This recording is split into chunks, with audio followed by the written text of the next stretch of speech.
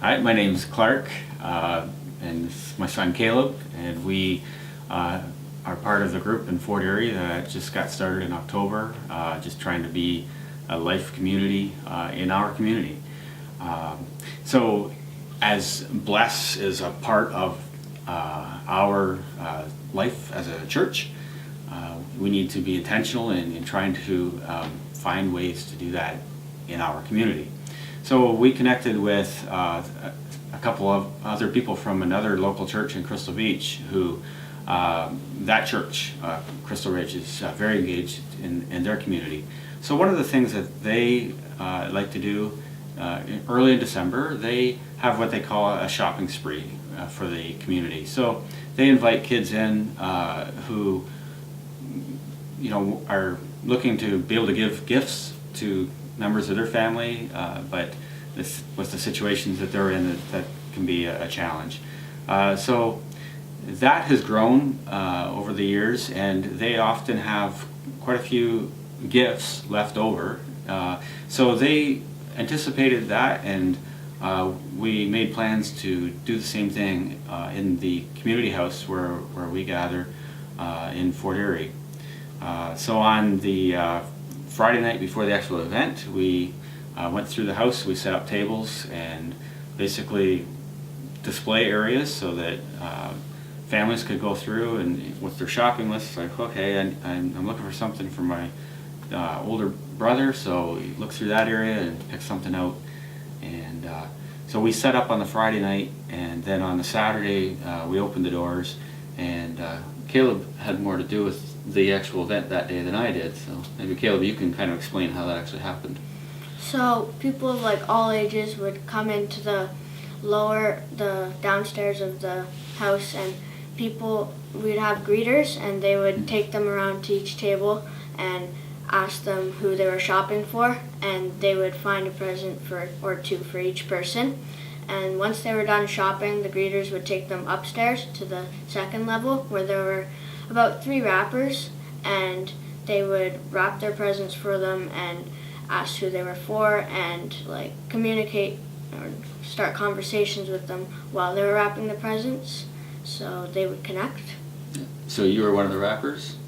For most of it, yeah. Most of the day, yeah. And so then 3 of us, we started just going on the streets right there in the community, and just started knocking on doors and making sure people did know about what was going on.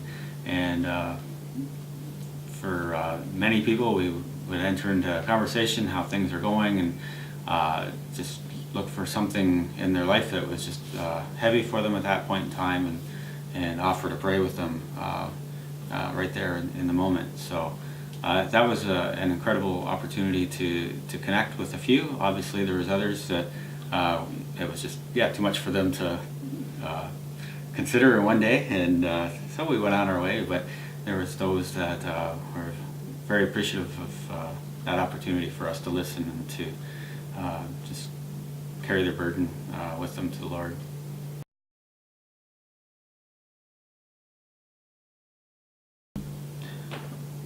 Well, one of the little phrases that I have reflected on is just for God to say to me, listen to my cry. And so where do we hear God's cry? And that's in and through other people. So we heard from many different people, some of those burdens that they shared, but one of the common threads that was being picked up on with some of the families that were coming, it's actually our new neighbors, people who are new to Canada, and many of them were actually relatively wealthy in their previous homes, and those are the ones that had the financial means to actually escape some very difficult situations. So they've spent their life's earnings to get here, and now that they're in Canada, they are struggling to find employment, and it's very difficult for them to engage into our communities, especially I think with our Canadian culture being so private, and some of their home cultures are not so private. So I just really have a burden for that struggle for them to engage somehow into their own new community. So that was a cry that I heard.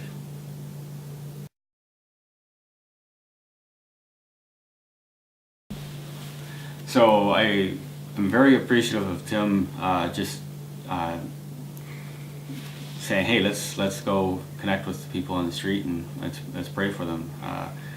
And that was out of my comfort zone. And but yeah, what a great opportunity to be stretched, and even for those people who are not comfortable with the concept, you just accept it and carry on. And it's those few that could really appreciate and use that time of prayer. It makes it all worthwhile. So and there's a few of those people now to continue to look for new connections. And I have one person on my mind right now who actually I prayed with her at her front door, and then she invited me in, and we had a great conversation, and then I continue to have conversation with that person. So it literally has opened up doors. So I appreciate the stretching opportunity in that.